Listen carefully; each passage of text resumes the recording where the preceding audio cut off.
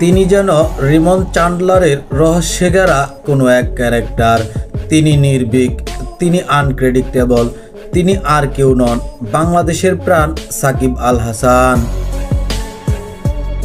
Tiger ক্রিকেটের poster বয় হিসেবে যিনি লাল সবুজের ঝান্ডাটা উড়িয়ে চলেছেন গেল 18 বছর ধরে। মাঠের ক্রিকেটে সাকিব যতটা অপ্রতিরোধ্য, মাঠের বাহিরেও তিনি ঠিক ততটা অবাধ্য। আলোচনা সমালোচনা কোনো কিছুই যেন ব্যাদ করতে পারে না সাকিবকে। I do what I want তত্ত্বেই যিনি এগিয়ে চলেছেন আপন গতিতে, আর এবার তো নিজের শেষ বিশ্বকাপে। সাকিব মানেই রেকর্ড, রেকর্ডের ধনাগার। সাকিব মাঠে নামলেই তৈরি হয় নতুন নতুন পরিসংখ্যান। নিজের শেষ বিশ্বকাপেও বাংলার নবাবের অমরত্বের হাতছানি। 3 রেকর্ডের দ্বার প্রান্তে দাঁড়িয়ে আছেন।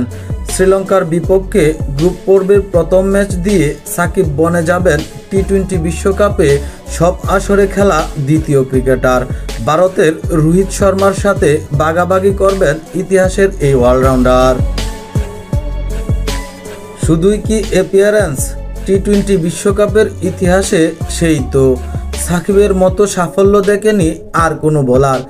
এই বনে তিনিই রাজা, যার আশেপাশে নেই বর্তমান ক্রিকেট খেলা কোনো তারকা।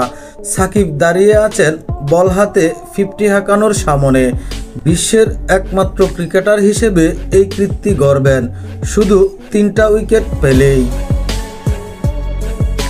আলোচনাটা যখন সাকিবকে নিয়ে, তখন বলের সাথে কথা হবে তার ব্যাটিং নিয়েও, আর সেখানেও সুযোগ আছে নিজেকে ছাড়িয়ে যাবার।